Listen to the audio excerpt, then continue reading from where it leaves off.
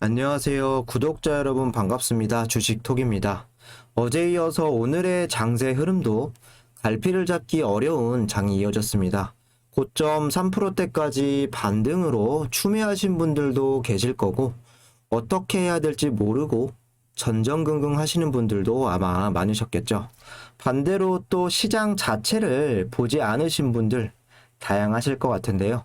제가 볼 때는 지금은 무언가 크게 바꿔놓기에는 이른 시점이라고 생각이 들고 다음 주 초까지는 지켜본 이후에 접근하셔도 늦지 않을 것 같습니다. 조급하게 생각을 하게 되면 시장에 질 수밖에 없는 이런 상황에 부딪힐 수 있다고 생각을 합니다.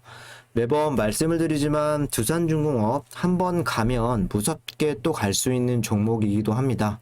이제부터 연말까지는 다시 주가를 만들어 가야 하는 시점이라고 생각을 하고 저도 멘탈을 잡고 최소 내년 대선까지도 지켜볼 예정입니다.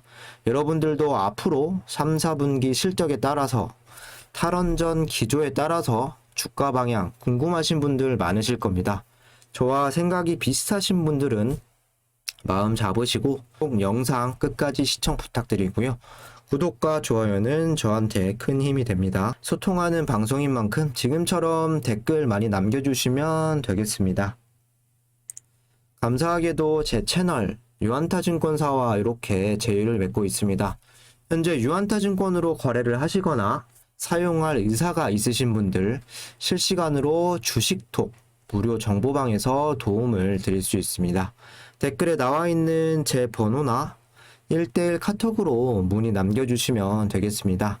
다른 증권사 이용하시는 분들도 무료로 다 도와드리고 싶지만 아직은 그건 제 능력 밖의 일입니다. 첫 번째 계좌 개설과 담당자 설정을 주식톡으로만 설정을 해주시면 유한타 증권 사용할 때까지는 무료로 도와드릴 수 있습니다. 솔직하게 말씀을 드려서 무료로 도와드릴 수 있는 이유, 유한타로 거래가 되시면 소정의 금액을 제가 지원을 받기 때문에 끝까지 관리를 좀 도와드릴 수 있는 부분이고 초부터 유튜브 장기 종목들 투자하는데 도움이 되는 게 제 취지였고 처음이나 앞으로도 쭉 돈을 받을 생각은 하나도 없습니다. 유한타로 거래해 주시는 게 후원 개념이라고 좀 이해해 주시면 감사하겠습니다.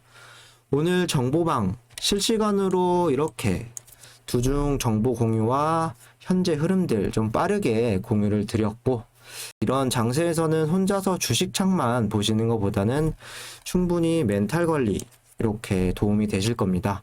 편하게 주식톡이라는 조력자가 옆에 생겼다고 생각을 해주시면 좋을 것 같고 많은 관심과 참여 부탁드리도록 하겠습니다. 그럼 구독, 좋아요 눌러주셨으면 영상 시작을 해보도록 할게요.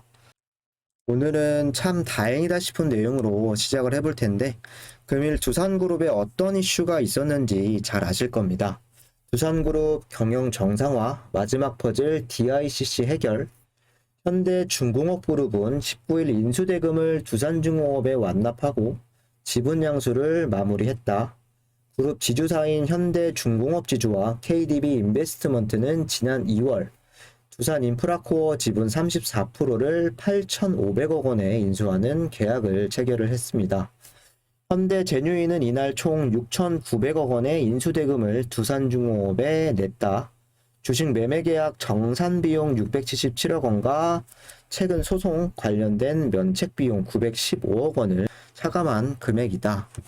그간 6년 가까이 두산인프라코어 법정 다툼이 있었고 두인 그리고 중국 법인 DICC 여기에 FI 재무적 투자자들 그동안 매각 큰 불확실성으로 자리를 잡고 있었습니다. 이번에 그 부분들이 잘 마무리가 될 수 있었고 주식에서 가장 어렵다는 불확실성도 없어졌다라는 의미도 가질 수가 있겠습니다. 매각 대금 같은 경우는 기존에 8,500억 원이었지만 주식 매매 계약 정산 비용과 소송 면책 비용을 제외한 6,900억가량 이렇게 납입이 되었습니다. 애초보다 줄어든 수치이지만 지금 같은 장에서 문제없이 잘 마무리되었다는 부분 무엇보다 다행이라고 생각을 하고, 이런 불확실성이 해소가 되었다. 그리고 법정 소송 다툼이 더 이어지면서 계약이 틀어졌다면 회사 자체적인 악재로도 받아들일 수 있는 부분도 분명히 존재했습니다. 이어서 여기 보시면 두산중공업 사모채 발행 속도, 한 달간 총 435억 원 마련, 시장성 조달 활용도 높다. 두산중공업이 회사채 발행에 속도를 내고 있다. 올 6월 220억 마친 데 이어 이후 세 차례 시장을 다시 찾아 430억 원을 마련했다. 상반기 흑자 전환에 성공하면서 시장 접근성이 높아진 모습이다. 거의 600억 이상 되는 이런 사모채를 발행했다라는 부분이고요. 그동안 BBB급 크레딧 한계 등으로 쉽사리 회사채 발행에 나서지 못했다. 현재 신용등급은 BBB-로 투기 등급으로의 기로에 놓인 상태다. 단기 금융시장 역시 적극 활용하고 있다. 19일 두산중공업의 CP, 기업 어음, 전자 단기사채 발행 잔량은 각각 4,700억, 2,500억 정도 되는 부분이고, 단기시장에서만 7,300억 정도 또 이렇게 활용을 했다라고 나와 있습니다. 올 상반기 흑자 전환 등으로 정상화 기대감이 높아진 점 등이 조달을 뒷받침한 것으로 풀이된다. 두산중공업은 올 상반기 연결 기준 5,078억 원의 영업이익을 벌어들였다. 언뜻 보기엔 또다시 자금을 끌어와 부정적으로 보이실 수도 있습니다. 하지만 저는 다르게 생각을 하는데요. 유동성 위기를 극복하고 재무 안정화를 위해서 지속적인 노력을 좀 현재도 하고 있다라고 받아들일 수 있고, CP 같은 경우에는 기업의 신용만으로 발행이 되기 때문에 두중에 신용 상태가 어느 정도 좀 나아졌다, 믿을만하다라고 볼 수가 있겠죠. 이전에는 신용등급 한계 등으로 인해서 회사채 발행이 어려웠었는데 현재는 그때보다 나아진 부분으로 이해를 할 수 있겠습니다. 그럼 기업의 투자 수요가 늘어날 수 있고, 또 만기가 긴 어음을 선택했다는 건 그만큼 이자율에 대한 부담이 늘어날 수 있는데, 큰 금액과 그리고 이자율을 갚아가는데도 문제가 되지 않는다, 또는 내부에서 문제가 안 될 걸 인지하고 있다라고 생각을 합니다. 여기에 단기 시장도 적극 활용하는 부분, 만기가 다가오게 되면 회사에서는 원금을 상환해야 하고 이자까지 부담을 해야 하는 상황에서 상당한 자신감을 좀 내포하고 있다라고 생각이 듭니다. 결국 두산 인프라코어 매각은 완료가 되었고 두산중공업으로 되었습니다. 그래서 이 부분은 다음 달 나머지 빚을 청산할 예정이고, 그렇게 되면은 채무가 한 5천억 정도 예상이 된다라고 합니다. 빚도 줄일 수 있고, 또 재무구조 개선이 좀 막바지에 다다른 점, 올 실적은 또한 턴어라운드와 앞으로 실적 그리고 재무 안정화, 지금보다는 더 나아질 수 있다라는 부분 때문에 주가는 다시 좋은 쪽으로 반응을 보여줄 수 있다고 생각을 합니다. 긍정적인 마인드 계속 인지하시고 회사를 믿고 지켜보시면 좋을 것 같고요. 오늘의 주가 흐름, 역시나 올리는 척 하더니 결국에는 급락을 또 피할 수 없었습니다.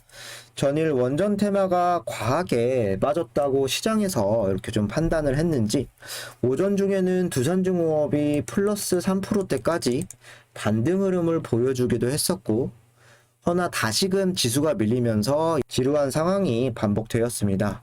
외인 같은 경우 계속 매도로 포지션을 잡았고, 그래도 코스피를 좀 지탱하고 있었던 기관도 또 매도세로 돌아서면서 주가를 유지하지 못하는 부분도 어찌 보면은 당연하다라고 좀 생각이 드는데요. 이렇게 생각을 하실 수도 있습니다. 지수가 크게 이렇게 급락한 부분에 있어서 큰 이탈은 피했다. 지수는 마이너스인데 종가는 보합권이다. 잘 버텼다고 봐야 하는 건지, 아니면 더 크게 빠질 거 안 빠져서 다행이라고 봐야 하는 건지, 사실 그렇게 큰 의미는 없다라고 생각이 됩니다. 시장이 이렇게 밀렸음에도 불구하고 버텼다. 긍정적으로 볼 수도 있지만 아직 시장이 안정화되었다고 볼 수는 없을 것 같습니다. 오히려 이런 애매한 부분이 더 어렵게 만들 수 있겠다라는 생각이 드는데, 아예 큰 반등을 이렇게 쳐주거나 아니면 더 많이 빠져서 저점을 확실하게 좀 다졌다면 뭐 두산중공업 반발 매수세라도 더 세게 이제 들어올 수가 있는 상황인데, 아직은 안심할 단계는 아니라고 생각을 합니다.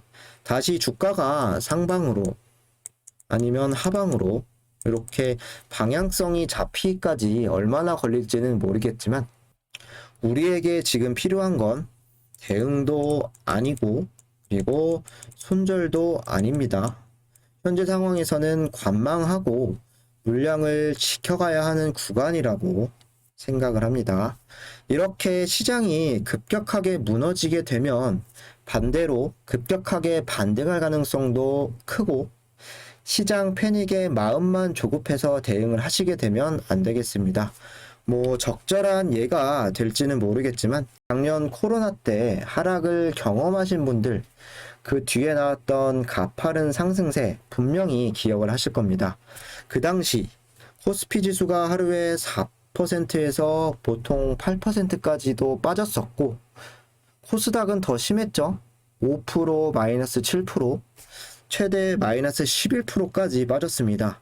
그럼 개별 종목들은 어떻게 되었을까요? 며칠 만에 마이너스 40%에서 마이너스 50% 우습게 경험하신 분들이 많으실 겁니다. 하지만 이때 여기에서 만약에 다 버티지 못하고 파셨다면 손실만 엄청나게 키운 셈이고, 그래도 좀 믿고 기다리고 버티신 분들은 그 손실을 좀 만회하셨겠죠. 그때와 지금의 이런 하락세, 뭐 하락폭을 비교할 수도 없고 똑같이 무조건 간다라는 보장은 없지만, 하락 뒤에는 반드시 반등이 따라붙기 마련입니다. 이런 장도 겪어봐야 멘탈도 강해지고 흔들림 없이 주식 투자를 쭉 이어나갈 수 있다라고 생각을 하고, 너무 걱정하지 마시고 좀 안 좋고 힘들겠지만 좀 힘내시면서 대응하셨으면 좋을 것 같습니다. 이어서 수급도 체크를 해볼 건데, 어제와는 반대되는 매수세가 유입이 되었죠. 오히려 개인들은 오늘 무서워서 나갔고, 외인과 기관, 더 무너질 수 있는 차트를 잡아 주었다고 보여집니다. 외인 오늘 150만 주 가량 매수, 개인은 168만 주 매도, 기관은 거의 10만 주 가까이 순 매수를 했죠. 대부분 기관들, 금융투자나 뭐 투신, 사모펀드, 은행, 기타금융, 연기금, 기타 법인까지 보험을 제외하고는 좀 다양하게 매수세가 들어와 주었습니다. 뭐 그렇다 하더라도 안심할 수 없는 건 외인과 기관 그리고 금융투자 꾸준하게는 들어올 생각은 이 종목에 없어 보이기 때문에, 수급은 오늘은 뭐 괜찮았다 치더라도 언제든지 뒤바뀔 수 있다는 점이 존재하겠죠. 개인들이 이렇게 치고 나갈 때, 뭐 이때라던가 뭐 크게 나갈 때 좀 기관들이 이 물량들을 좀 받아 먹어야 하는데, 이럴 때마다 외인들이 훨씬 더 많이 들어왔죠. 이런 부분들이 좀 아쉽게 느껴지는데, 이번 하락으로 인해서 기관들도 좀 자리를 잡고 단타 적당히 치고 주가를 이렇게 좀 만들어 갔으면 하는 바람입니다. 뭐 그렇게 되어야지만 주가가 앞으로 좋은 방향으로 흘러갈 수 있다고 생각을 하고, 기관이 핵심적인 역할을 할 수 있다라고 생각을 하는데, 뭐 공매도 같은 경우 오늘은 제가 따로 캡처를 떠오진 않았지만 많이 그렇게 치진 않았습니다. 뭐 보시게 되면 어제 한 3분의 1 정도 수준으로 마감이 되어서 외인과 기관이 조금 더 나갈 수는 없었던 것 같습니다. 뭐 사실 차트 분석 현재 상황에서 무의미하다고 생각하기 때문에 생략을 하도록 하고, 간단하게 구간별로 체크만 좀 드리도록 하겠습니다. 만약에 다음 주 기술적 반등이나 지수 반등으로 반등을 했다. 그러면 최소 상단 27,000원 자리 복구와 유지가 되어야 한다. 혹시라도 만약에 다시 다음 주에 하방이라면 1차 19,200원, 2차 18,500원, 3차까지 보면 17,900원 라인까지도 주가 흐름이 열려 있다는 부분 인지를 해 주시고요.